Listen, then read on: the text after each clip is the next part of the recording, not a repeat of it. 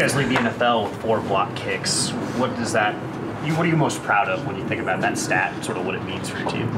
It's just execution, and that's the thing that we have to do every single play. And we didn't execute on some plays last week. We gave up a touchdown on a fake field goal, and it comes down to focus, accountability, and execution. And when you execute, good things happen, and when you don't, they don't.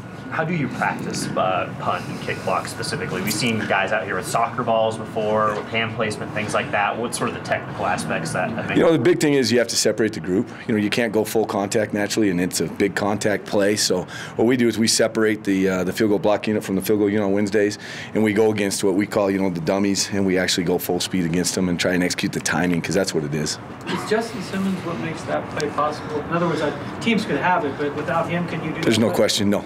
I've been, other places I've been, I didn't have that special player that could, jump over those guys like that, because you can't touch them as you go. So there's no question.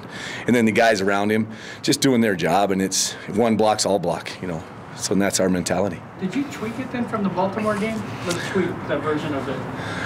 Yeah, it was a different. There's no question, it was a whole different block, in terms of how we aligned and so on and so forth. But each week you have to try and find where you can get him over and go from there. Is that something where it's on when you call it from the sideline, or can Justin call it off? Or? No, sir. We call it from the sideline. Tom, when you look at guys, can you decide they might be a good kick blocker?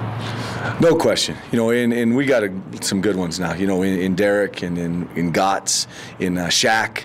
These guys that are long and they're twitchy. They're explosive and they can get really, really long and get that ball up. Because the biggest thing is when you look at block kicks, it has nothing to do with anything other than if you can get to that 3-yard spot. We call it the flight line. If you can't get to that 3-yard spot, you have no chance. It doesn't matter how high you can jump. You got to get to that 3-yard spot.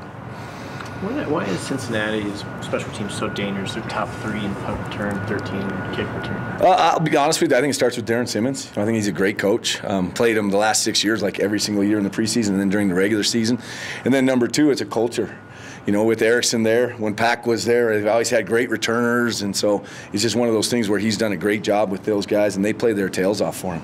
When you have a block like that you feel like it has a pretty good chance of working, how do you balance how do you decide when you're going to call it, in terms of holding it until a bigger moment or calling it earlier in the game?